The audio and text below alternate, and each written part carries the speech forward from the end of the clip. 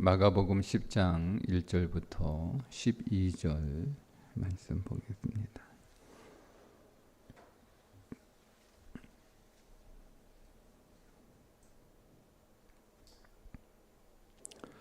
함께 읽습니다. 예수께서 거기서 떠나 유대 지경과 요단강 건너편으로 가시니 무리가 다시 모여들거늘 예수께서 다시 전례대로 가르치시더니 바리새인들이 예수께 나와 그를 시험하여 묻되 사람이 아내를 버리는 것이 옳으니까 대답하여 이르시되 모세가 어떻게 너희에게 명령하였느냐. 이르되 모세는 이혼 증서를 써주어 버리기를 허락하였나이다. 예수께서 그들에게 이르시되 너희 마음이 완악함으로 말미암아 이 명령을 기록하였거니와 창조 때로부터 사람을 남자와 여자로 지으셨으니 이러므로 사람이 그 부모를 떠나서 그 둘이 한 몸이 될지라. 이러한즉 이제 둘이 아니요 한 몸이니 그러므로 하나님이 짝지어 주신 것을 사람이 나누지 못할지니라 하시더라. 집에서 제자들이 다시 이 일을 물으니 이르시되 누구든지 그 아내를 버리고 다른 데 장가 드는 자는 본처에게 간음을 행함이요 또 아내가 남편을 버리고 다른 데로 시집가면 간음을 행함이니라. 아멘.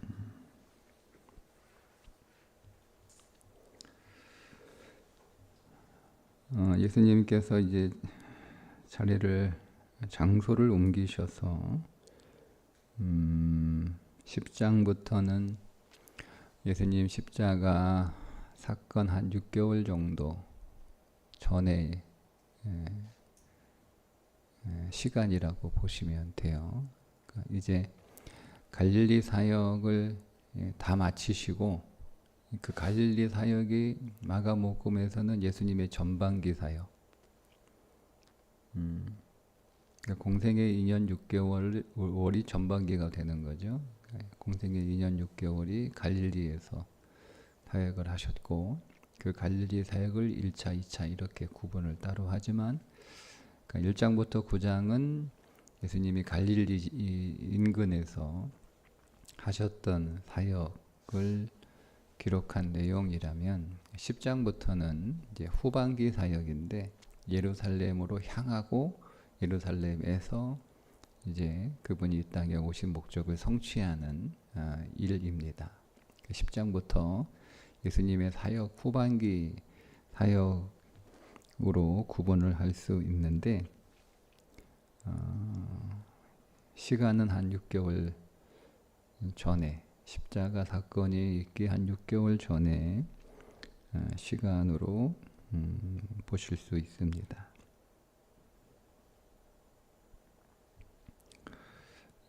그렇게 이제 요단강 건너편으로 가시거든요. 그러니까 예수께서 거기서 떠나 유대 지경과 요단강 건너편으로 가시니 이렇게 번역이 되어 있는데 순서가 유대 땅으로 가셨다 요단강 건너편 가신 게 아니고 요단강 건너편 베레아로 가셔서 거기서 다시 유대 지역으로 가신 거예요. 바로 유대 지역으로 갈릴리에서 유대 지역으로 이렇게 가실 수 있는데 그 중간에 사마리아가 있잖아요. 사마리아를 통과하지 못한 거죠. 아마 사마리아 사람들이 못 오게 한 것 같아요. 그래서 이제 길을 내주지 않으니까 부득이하게 일반적으로 당시 유대 사람들이 그 갈릴리 지역에 있던 유대 사람들이 그 위에 유대 땅으로 가는 경로가 이제 베레아 요단강 건너 베레아를 통과해서 이제 유대 땅으로 예루살렘으로 이제 우회하는 그런 경로를 선택했는데 예수님도 그런 경로를 선택하셨습니다. 그래서 이제 유대지경에 이제 가셔서 말씀을 전하시는데 사람들이 예수님이 오셨다고 하니까 또 모여 들었습니다. 그래서 예수님이 자 가르치시는데 그 앞에 뭐가 나와 있냐면 전례대로 가르치시니 이렇게 나와요. 그러니까 전례대로라고 하는 말은 두 가지 의미가 있죠. 갈릴리에서 가르치셨던 대로 또 이제 거기서도 예수님은 계속 가르치셨고, 그러니까 여러분 예수님은 계속 가르치시는 사역. 그러니까 우리는 자꾸 예수님이 뭔가를 고치고 회복하고 살리고 뭐 하는 그런 이적 사역에 즉 예수님이 우리를 돌보는 사역에만 우리는 너무 많이 집중을 하는데요. 예수님은 세 가지를 하셨어요. 가르치셨고 돌보셨고 전도하셨단 말이에요. 그러니까 우리는 배우는 거 싫어하니까 그거는 우리가 별로 그렇게 크게 중요하게 생각하지 않고, 전도하는 거 너무 어려우니까 전도하는 것도 우리는 그렇게 마음에 두지 않아요. 그래서 우리는 예수님에게서 좀 돌봐달라라고 하는, 예수님은 내 문제를 해결해 주시는 그 돌봄의 사역만 하신 줄 알고 우리 마음으로 그것만 계속 여러분 요구하는데, 우리가 예수님을 잘 믿으려면 예수님의 돌봄도 많이 받아야 되지만 예수님이 우리를 돌보셨어요. 왜 돌보셨어요? 우리를 가르치려고 돌보신 거예요. 아픈 사람 학교 못 가잖아요. 병든 사람이 어떻게 학교 가요? 그러니까 우리가 여러분들이 여러분의 인생의 문제가 해결되는 그 예수님의 돌봄을 여러분들이 경험하게 되면, 야, 내가 이제 다 문제가 해결됐다, 끝이 아니고요. 예수님으로부터 배워야 되는 거예요. 그러니까 더 가까이 나아가야죠. 예수님한테 와가지고 문제가 해결됐고 예수님한테 나가는 게 아니라 또 기운을 얻어가지고 세상에서 확 활개치다가 거기서 또 이제 문제 생기면 또 오는 거예요. 고쳐달라고. AS. 예수님은 AS 해주시는 분이잖아요. 그 예수님의 돌봄이라는 게 AS예요. 그러니까 여러분, 주님이 오늘 우리를 복 주신다는 게요, 주님이 오늘 우리를 AS 해주신다는 뜻이에요. 그 AS 왜 받습니까? 원래 기능을 회복하려고 AS 받는 거 아니에요? 원래 기능 회복하려고 AS 받는 거죠. 딴짓 하려고 AS 받지 않잖아요. 딴짓 할 거면 뭐하라고 고쳐요? 응? 그러니까 원래 기능대로 기능하지 못하니까 그게 병들었다, 그게 고장났다라는 거예요. 내 인생이 왜 고장났냐? 내 인생에 안 돌아가려고 멈춰버린 게 내 인생에 고장난 게 아니고요. 원래 기능해야 될 그 기능을 하지 못할 때 고장났다라고 봐야 돼요. 그러니까 여러분들이 건강하고 여러분들의 삶이 평안해도 여러분들이 원래 하나님이 우리에게 주신 그 기능대로 기능하지 않으면 똑같은 거예요. 똑같은 거예요. 고장나서 못 쓰나? 찬장에 집어넣고 사용하지 않나? 똑같은 거 아니에요? 먼지 수북히 쌓여가지고 건들지도 않고 꺼내지도 않고 쓰지도 않고 그냥 먼지 수북하게 쌓여 있는 거나 고장나서 사용 못하는 거나 똑같은 거예요. 똑같이 고장난 거예요.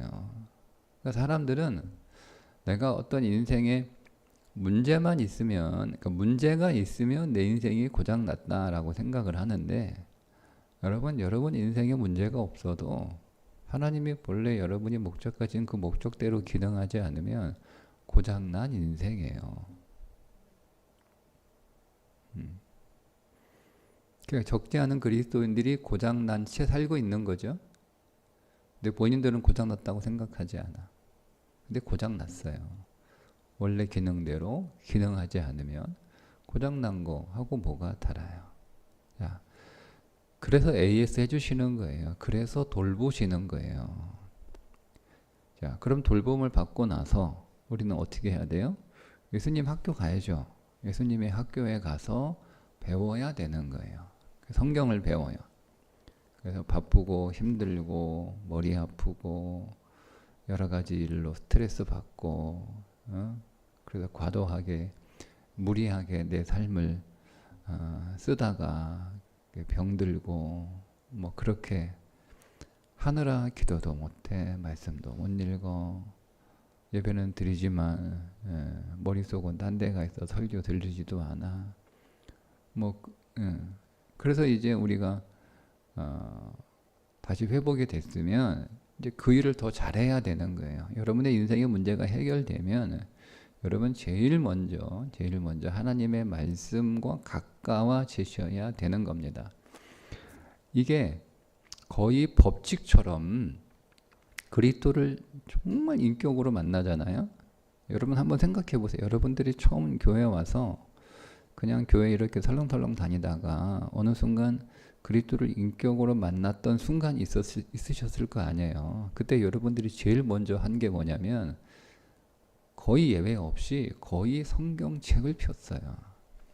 거의 예외 없어요. 예수님을 인격으로 만났는데 성경을 읽지 않는 사람은 예수님을 만났다라고 말하기 어렵다라고 할 정도로 그게 자연스러운 영적인 반응이에요. 자연스러운 영적인 반응이에요. 여러분, 우리가 어떤 사람을 별로 관심 없이 이렇게 지내다가 보세요. 우리가 이제 사회생활 하거나 교회생활 하거나 여러분 경험에 잘 보세요. 우리가 많은 사람들을 이제 부딪히잖아요. 우리가 교회 안에서 또 만나고 얼굴 보고 또 사회에서 직장에서 또 사람이 이렇게 서로 만나잖아요. 근데 다들 만나지만 사실은 관심 없이 애정 없이 이렇게 서로 그냥 얼굴 알고 이름 알고 뭐 그래서 이렇게 인사는 하고 마주치지만은 내가 그 사람에 대한 애정이 없으면 관심이 없으면 별로 그 사람에 대해서 알려고 하지 않잖아요. 근데 어느 순간 내가 그 사람이 갑자기 좋아졌어. 갑자기 인격적인 만남이 인격적인 관계가 딱 시작이 됐어요. 그러면 어떻게 해요? 그 사람에 대해서 관심을 갖지 않나요? 관심을 갖죠. 그러니까 관계 안에서 어떤 관계가 맺어지고 시작이 되면 상대방에 대해서 관심을 갖는 건 당연한 거예요. 이거는 법칙이잖아요. 내가 누구와 사업상 혹은 뭐 이익상 거래가 아니고 인격적 관계가 딱 맺어지는 순간 나는 그 사람이 궁금한 거예요. 뭘 좋아하나? 뭘 좋아하는지 알아야지 같이 밥이라도 먹을 거 아니에요. 그렇지 않습니까? 내가 좋아하는 거 그냥 끌고 갑니까? 뭐 좋아하냐 묻잖아요. 뭐 좋아해요? 뭐 찻집에 가면 뭐 커피 뭐 아니면 차, 음료 뭐 드실래요? 빵은 빵은 뭐 좋아해요? 좋아하는 거 물으면 궁금하죠. 당연한 거예요. 그러니까 우리가 예수 그리스도를 인격으로 만나면 그분이 뭐 좋아하시는지 당연히 알고 싶어서 성경 앞으로 가요. 설교도 잘 듣고요. 성경도 읽기 시작하고 그리고 성경이 궁금하니까 성경도 배우고 싶어 하고 이게 자연스러운 반응이에요. 그 반응이 일어날 때 내가 제대로 고쳐졌다라고 생각하셔야면 맞습니다. 근데 그런 게 전혀 없고 도로 세상으로 뛰쳐나가 기운 얻어가지고 세상 뛰쳐나가 그러면 고쳐진 건 맞는데 제대로 고쳐진 건 아니에요. 목적에 부합하지 않는 거잖아요. 자, 그런데 우리가 그렇게 배우는 목적이 뭐죠? 자, 그다음 두 번째 배우는 목적이 뭐예요? 왜 배워요? 여러분 설교 새벽에 열심히 이렇게 쓰기도 하고 듣기도 하고 또 우리 도시락 팀들은 그 자기 주보에 이제 내려면 뭐 적게는 뭐 3-4번, 많게는 뭐 10번 가까이 막 듣고 요약하고 이렇게 하시는데 그 목적이 뭐예요? 성경을 더 알고 싶어서 또 성경을 깊이 연구하고 싶어서 뭐 주석을 사기도 하고 또 그와 관련된 여러 신앙 도서를 사서 뭐 듣기도 하고 또 뭐 제 설교가 부족하면 뭐 다른 목사 설교 뭐 많이 듣기도 하고 그 목적이 뭐예요? 왜 그렇게 하죠? 예수님의 성경에 대해서 많이 알고 있다라는 거 자랑하려고 그거 많이 알면 좀 안심이 되나요? 제가 여쭤볼게요. 지식이 많으면 그 좀 마음이 편안해지나요? 어떻습니까? 많이 알고 있으면 편안해지나요? 왠지 내가 예수님 잘 믿는 것 같고 그렇게 지나요? 음. 그러니까 많이 배우는 목적이 충족되지 않으면 그 지식이 여러분들을 삼킵니다.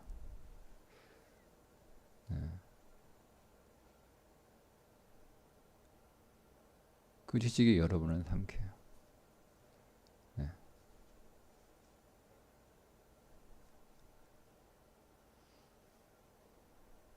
그게 약으로 쓰일 확률보다는 도구로 쓰일 확률이 굉장히 큽니다. 굉장히 큽니다. 제가 우리 친구들 있는데 이제 사랑상 목회를 안 하는 친구들도 있을 거 아니에요. 신학대학 때 같이 입학한 저희 동기들 중에 다 100%다 목회를 하지는 않아요. 근데 만나지 않아요. 만나지 않겠습니까? 동기들이니까. 이제 다른 사업하고 다른 직장에 이렇게 공무원인 친구들이 있어요. 너 교회 가서 입 다물고 있어. 신학했다고 그 목사 설교 판단하지 말고 그냥 모른 척해. 기도하고 열심히 섬겨. 근데 그게 안 돼요. 근질근질 해가지고요. 안 돼요. 그 조금 배운 거. 자기는 4년밖에 더 배웠어요.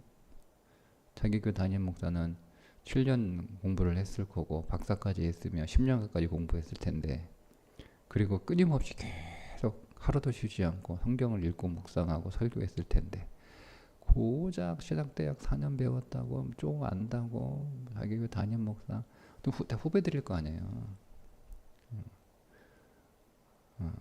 그러니까 그게 약이 돼야 되는데 그 4년의 수업이 목회를 하지 않아서 저는 신학을 공부할 수 있다는 것은 저는 개인적으로 굉장히 큰 복이라고 생각을 해요. 목회를 하든 안 하든. 근데 그 놀라운 복을 그 인생에서 4년 동안 누렸음에도 그게 자기에게 약이 돼야 되는데 자기 인생에 그게 독이 된단 말이에요. 그러니까 우리가 돌봄의 목적이 무엇이냐? 돌봄의 목적은 예수님께 가까이 나아가는 거예요. 그럼 예수님께 가까이 나아가는 게 뭐냐? 그 예수님을 세상에 드러내는 거예요. 그게 전도잖아요. 전도는 꼭 예수 믿으세요. 이것만 전도가 아니에요. 내가 예수님이 뭘 좋아하는지 그걸 배워서 그 예수님이 좋아하는 삶대로 내가 살아야 될 거 아니에요. 예수님이 좋아하는 거 그러면 좋아하는 메뉴 그럼 내가 그 메뉴가 있는 식당으로 가야 될 거 아니에요? 나도 그 식당 가죠. 예수님은 양식 좋아하니까 양식 들어가시고요. 저는 그 옆에 중식 들어가서 먹고 우리 한 30분 후에 만나요. 그렇게 합니까? 같은 식당 들어갈 거 아니에요. 예수님이 먹는 거 나도 같이 먹는 거예요. 예수님이 가는 거 나도 같이 가는 거예요. 예수님이 좋아하는 데 따라다니는 거예요.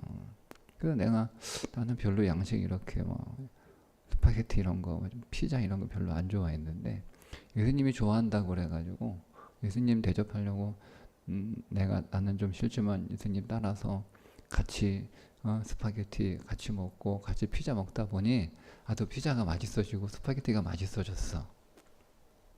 그죠? 그죠? 그게 예수님을 닮아가는 거예요. 예수님을 흉내내는 게 아니고요. 예수님을 닮아가는 거예요. 그러니까 예수님을 가지면서 내가 싫어했던 그 맛을 못 느꼈던 피자의 맛을 내가 알게 되는 거잖아요. 그래서 예수님 없이도 나 혼자 피자 먹으러 가고 나 혼자 스파게티 먹는단 말이에요. 그게 예수님을 닮아간다는 뜻이에요. 네? 그러니까 우리는 예수님 모시고 갈 때만 먹어. 그게 뭐예요? 교회 올 때만 그리스도이냐? 교회 떠나면 나는 더 이상 교회 음식 안 먹어.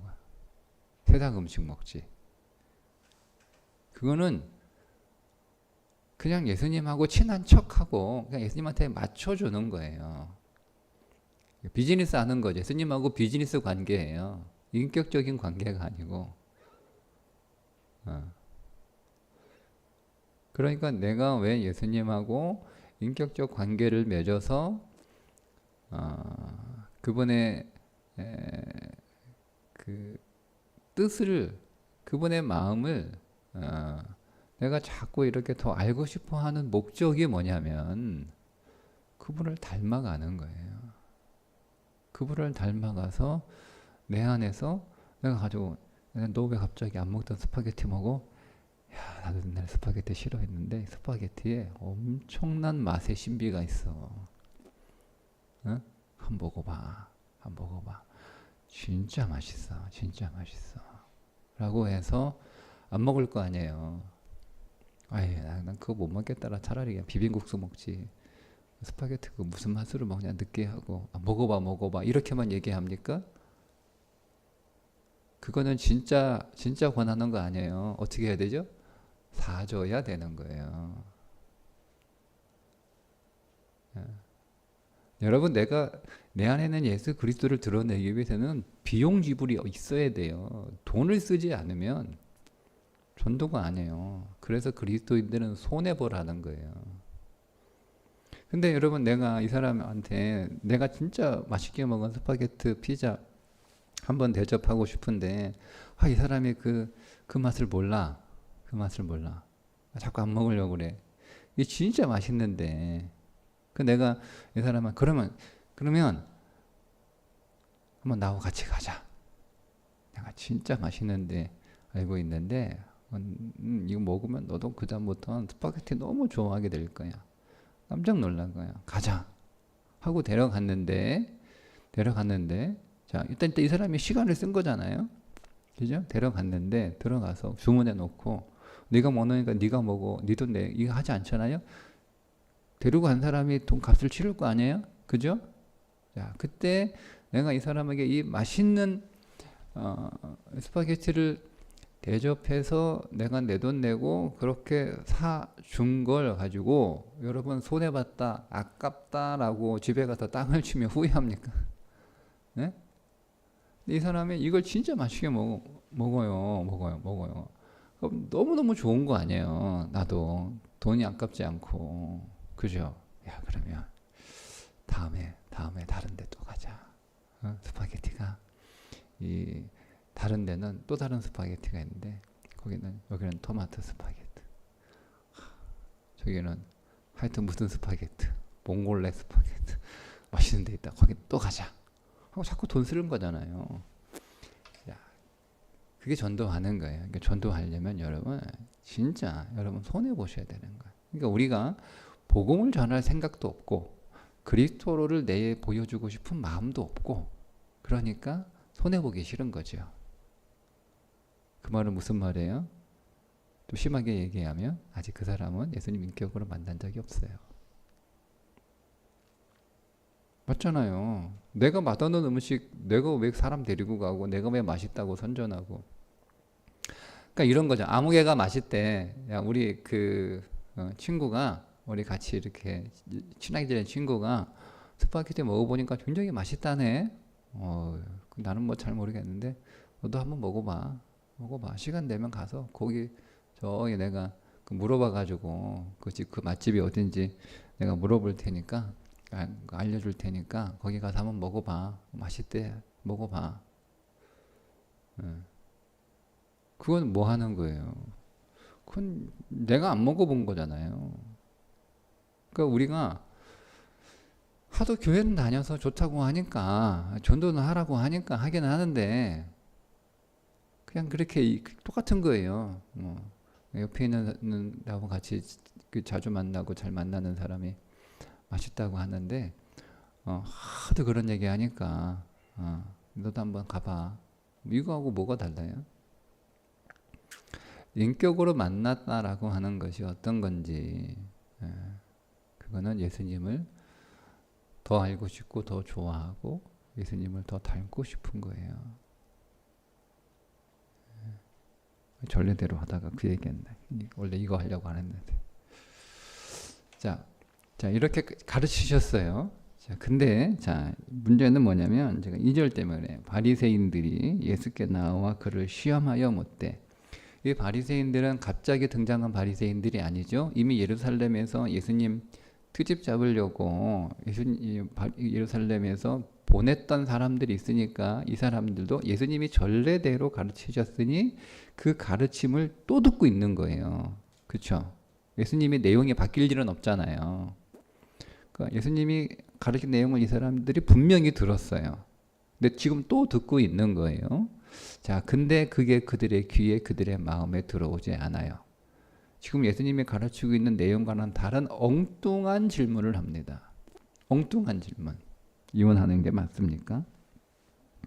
이렇게 질문하는 거예요. 지금 예수님의 주제가 그게 아니에요. 예수님이 지금 다른 말씀을 가르치시고 계신데 그 주제와 관계없는 다른 엉뚱한 질문을 하는 거예요. 목적이 시험하려고. 예수님 넘어뜨리려고. 예수님 곤란하게 하려고. 그렇게 한 거예요. 그 당시 이 이혼에 대해서 정리가 안 됐어요. 정리가. 크게 학파가 세 개가 있는데 제가 하나는 기억 안 나는데요. 샴마이 학파하고 힐렐 학파하고 생각났어요. 가말리엘 학파하고 세 개의 학파가 있는데요. 샴마이 학파가 생각하는 이혼과 힐렐 학파가 생각하는 이혼에 대한 견해가 달랐어요. 이게 큰 줄기잖아요. 그들의 지금 얘기하면 신학적 줄기거든요. 그래서 샴마이 학파는 굉장히 엄격했어요. 이혼에 대해서.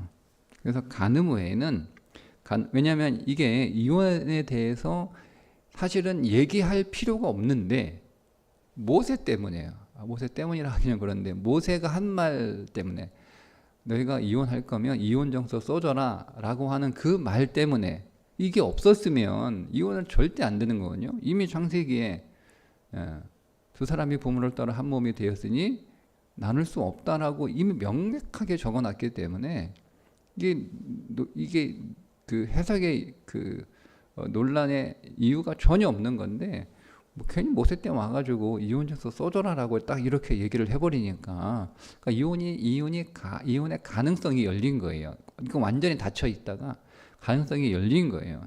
그러니까 이제 이 샴마이 학파는 간음 외에는 이혼이 불가능하다라고 해석을 했고, 힐렐 학파는 간음뿐만 아니라 여자에게 어떤 그 사유가 될 만한 문제가 있으면 심지어 남편이 싫으면 할 수 있다까지 해석을 한 거예요.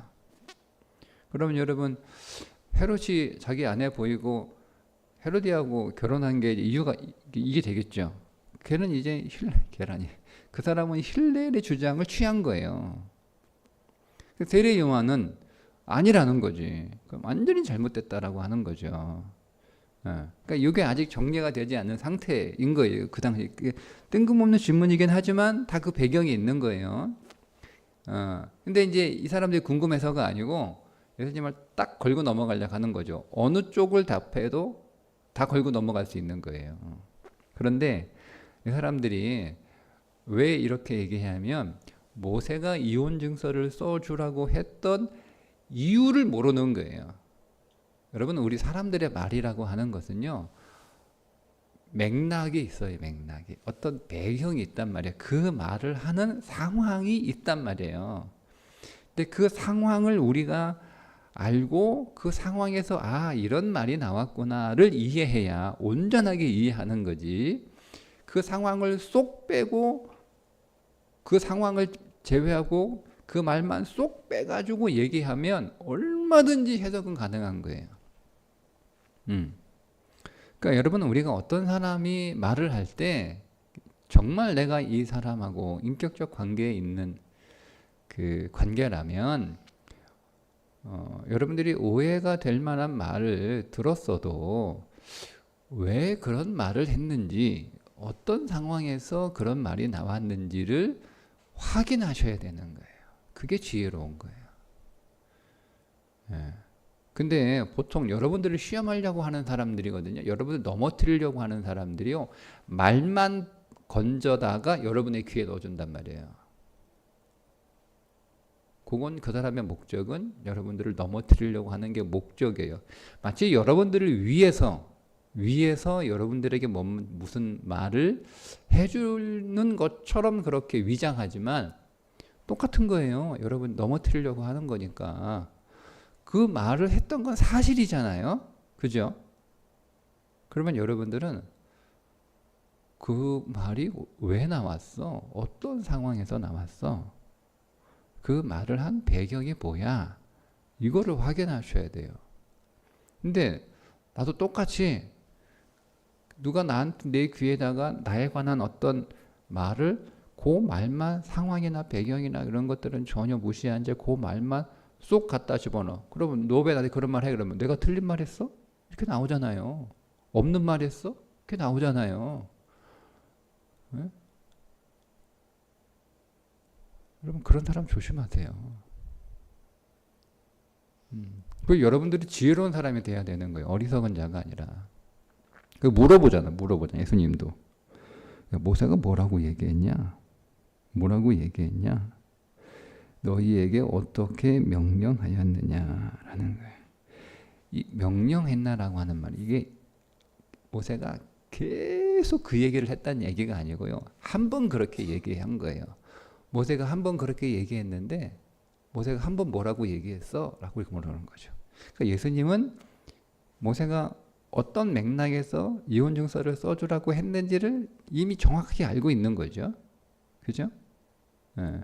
그게 이제 예수님의 반응이에요. 그러니까 우리도 예수님 통해서 배우는 거죠. 이 사람이 없는 말 지어낸 게 아니에요. 거짓말한 게 아니에요. 사실을 얘기하는 건 맞아요. 그런데 어떤 상황에서 그 말이 나왔는지, 네, 그거를 우리가 물어봐야 돼요. 그거 확인해야 되는 거예요. 그래야 우리가 잘못된 반응을 하지 않아요. 그래서 배경을 다 들어요. 아유, 그럼 뭐 그럴 만하네. 그 배경에서 나왔으면. 이렇게 되는 거예요. 근데 그거는 우리가 알려고 안 하고 그냥 그 말 자체, 그 단어만 딱 놓고 막 발끈해가지고 막 그 다음에 내가 막 시나리오 막 쓰잖아요. 여러분 갑자기 막 소설가가 돼가지고 막 소설 쓰잖아요. 그 어리석은 거예요. 모세가 이혼증서 쓰라고 했던 건 뭐냐면, 이혼하지 말라고 그랬는데 자꾸 이혼을 해요. 남자들이. 나도 못했어요. 그러니까 여자를 물건 취급한 거예요. 그 당시에. 그러니까 인격으로 존중한 게 아니에요. 근데 그 당시에는요, 여자가 쫓겨났어요.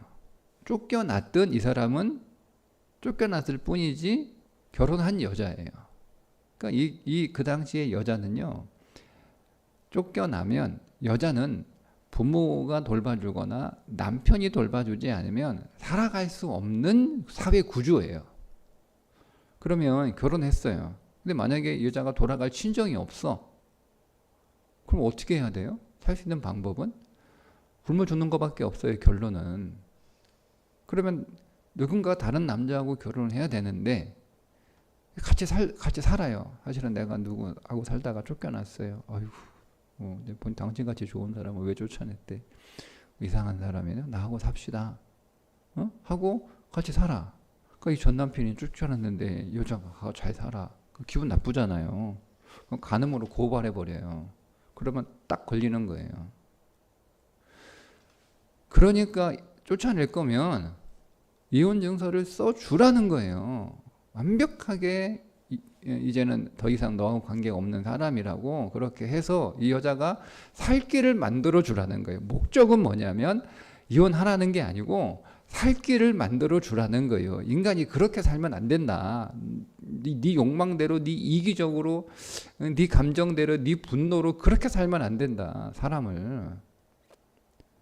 살 길을 만들어 주라고 했던 걸 그 본래의 의도는 모세가 딱 한 번 그렇게 얘기했단 말이에요.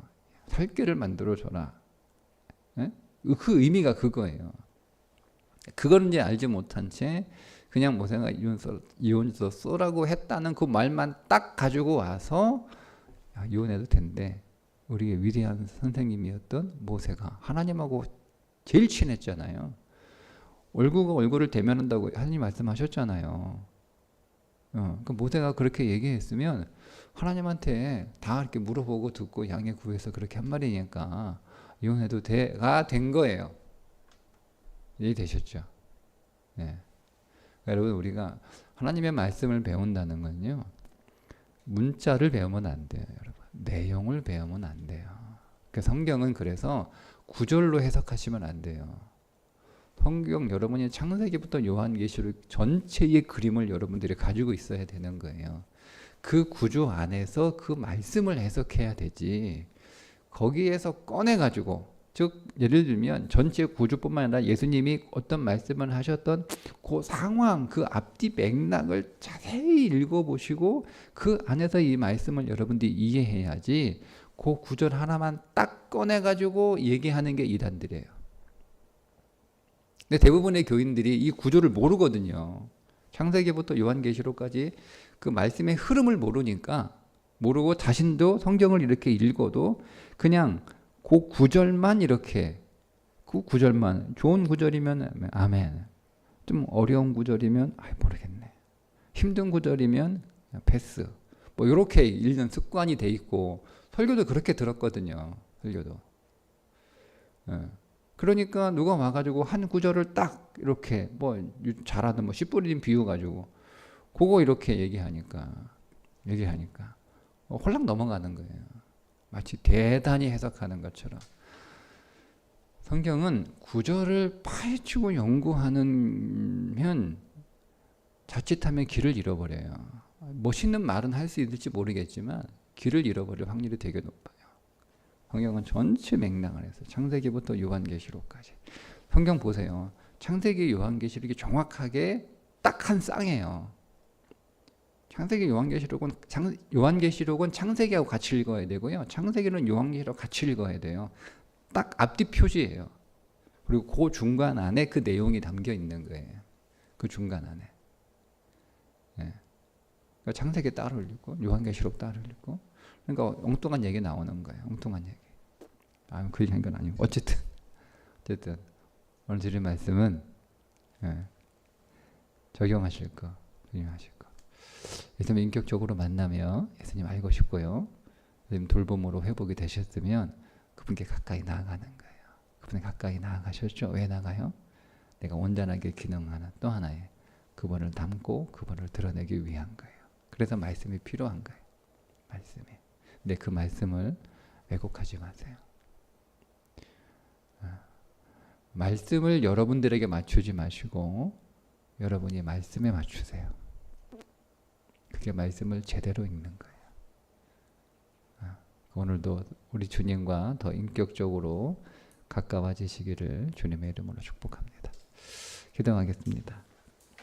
하나님, 오늘도 말씀을 통해서 주님이 늘 우리를 가르치시고 또 우리로 주님의 마음을 알려주셨던 것처럼 오늘도 우리가 주님과 인격적인 관계 안에서 주님을 더 알고 싶고 주님을 더 만나고 싶고 경험하고 싶고, 그렇게 오늘 우리가 주님에 관하여 잘 배워서 주님을 닮아가는, 주님을 선전하는 믿음의 삶이 되게 해 주옵소서. 예수님의 이름으로 기도합니다. 아멘.